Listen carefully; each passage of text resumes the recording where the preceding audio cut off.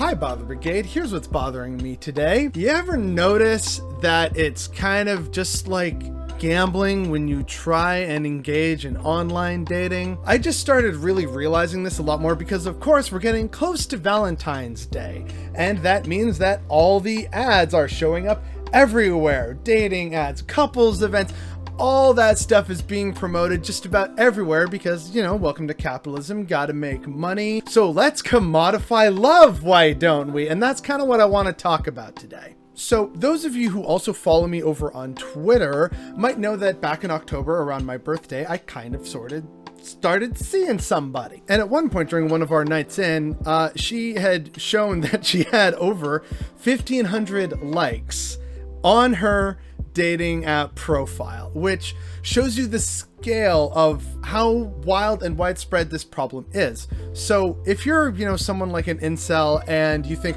oh, why aren't these girls paying attention? Buddy, you unfortunately have to pay the premium prices in order to be seen sort of at the top of the line, and you are competing against a small army of other dudes. We can't possibly expect every woman to give every, possible match they get the same equal opportunity, because especially if you're getting thousands of them, you'd be dating forever, and that's just not manageable, right? So of course they're going to have their standards that you then have to fit into. And unfortunately, the people who are going to be seen first and have the best shot of doing that are those who have to pay for the privilege. So let's talk for a little bit about how exactly they push for that, right?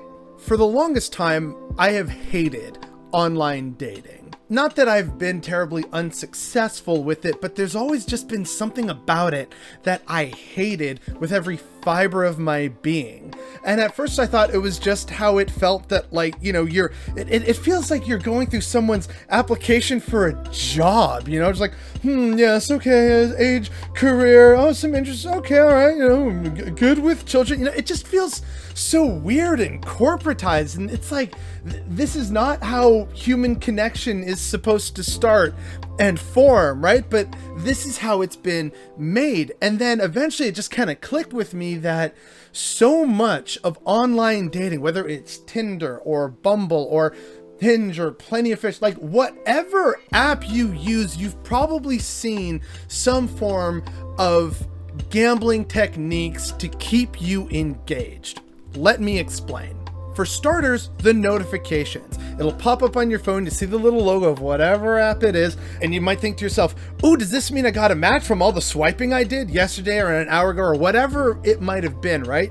There's kind of that little excitement of like, oh, did it happen? That excitement that they want to keep you in the same way they do with gambling to keep you coming back. And sometimes maybe it is a match, and other times it's, oh, now is the best time, get back on here and start swiping, or, oh, love could be just around the corner, the person of your dreams could be just like a swipe away, why don't you come on here and start swiping and grading people as if it's a fucking resume. Like, that to me is just a really huge red flag, but unfortunately, as I kind of realized, it gets worse. So for me personally, the only apps I've tended to really use have been Tinder and Bumble. And while I despise both, I find that Bumble is the more palatable one and the more successful one for me anyway. But I can't help but notice that despite how, Bumble is supposed to be the more feminist Tinder, how it operates is very similar to Tinder in terms of how it's trying to generate money, because once again, we live in a capitalist nightmare hellscape.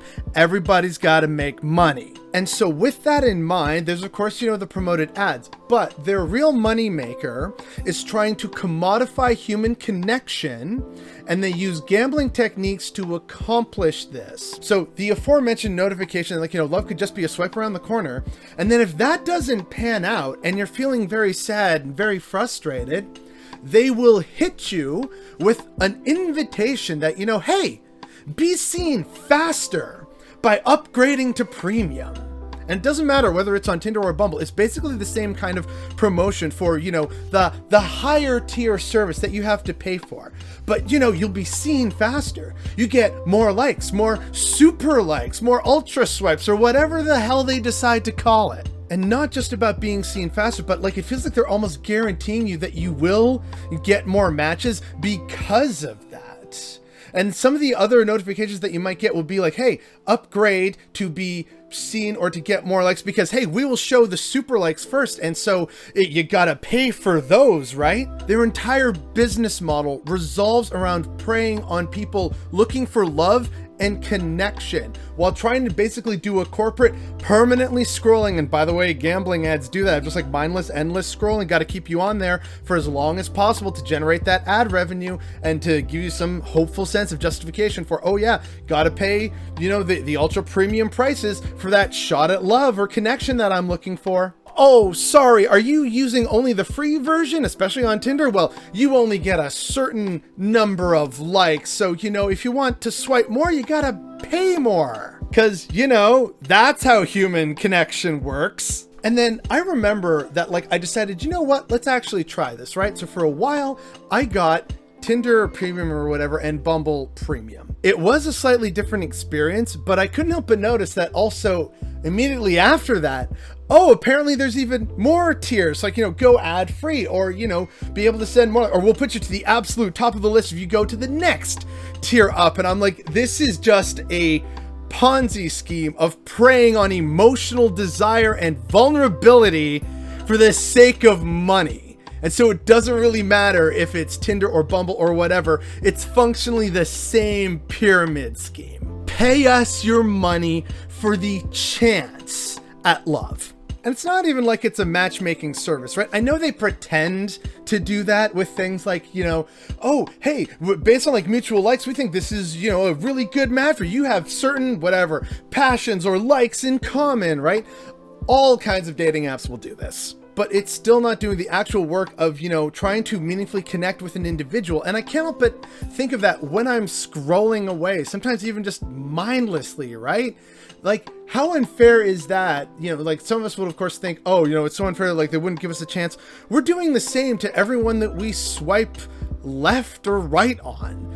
It's just a casual glance. Oh yeah, maybe. Like, again, it feels like you're reviewing someone's job application.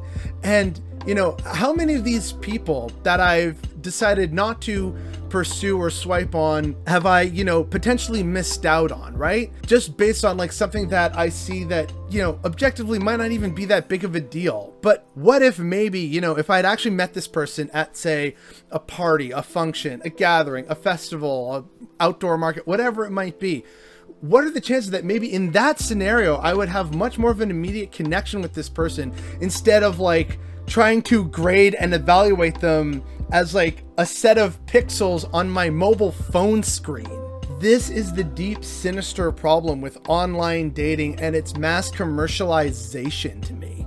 They promise human connection, but how they do so is with very well-known and understood gambling tricks. And they use your desire and your vulnerability to try with a lot of energy and time spent on their end to sucker you into that and give them money for the hopes of meeting and dating someone. And again, I remind people that on the other side is another person who's probably having the same fears and anxieties as you. So whether you're a man, a woman, a non-binary person, you are still having to engage in the, I can't say dehumanization, but the depersonalization of another fully autonomous human being on the other end of that screen. You are still being encouraged to engage in what's essentially a form of gambling at the hopes of meeting someone, because this is just what's become normalized and socially acceptable in our culture now. And it might make you feel down, but again, I want people to kind of broaden their horizons a bit and realize that they're like, you know, I feel like I don't do too bad when I manage to get a couple of likes sent my way a week. And yet there's my kiss and cuddle person getting like over 1,500. So yay me for standing out from the crowd, I guess. But again, I want to focus on her experience having to deal with that. And again, like really awful and inappropriate in a great many cases, conversations that dudes were having on their first date with her. So it's just draining no matter who you are and how you engage with this. If you pay for it, it's draining on the wallet. Whether you pay for it or not, it's emotionally draining. And unfortunately, there isn't really a solution for this, right? Other YouTubers like Elliot Song have made very good and compelling video essays talking about the loss of third spaces and how, this also has an impact on the ways in which we can meet people of similar interests and at our age, because more and more we have to pay for the privilege of going to places, and it's usually seen as less and less acceptable to talk to other people in those areas. And again, that's entirely fair and valid. So now we're all being sort of ushered towards this online space that forces us to treat other people like resumes and to throw away our money just for the hope of human connection, because there aren't nearly enough places and ways for us to do this in real life anymore. So, what is to be done in this instance? If someone has the answer, or any kind of answer or suggestion, please let me know in the comment section down below. But I just can't get it out of my mind how much of this is like gambling, and how that just really hit home for me of how I just hate online dating with every fiber of my being. And yet it kind of seems to be the only real mainstream way for people to even have a chance at success. And yet, because of how it's set up, it's just so draining, either financially or emotionally. And so no one I know anymore really enjoys online dating. So I'm hoping that somehow we as a society and a culture can start having this conversation more openly and more publicly. And hopefully then that will start like really spurring some conversation and some brainstorming and hopefully some solutions, because how it is, no one's liking it, no one's enjoying it, and for many people it's just not successful, and that's turning more and more people into incels, which is just a whole other conversation. I guess the best way for me to end this and sum it all up is that I really wish there was a more human way for us to connect, either in person or through online dating, that was more real and actually based on more of a conversation, as opposed to trying to immediately evaluate another person. There's just so much about that, and the way the whole system is set up, that rubs me the wrong way, and that's definitely what's bothering me today.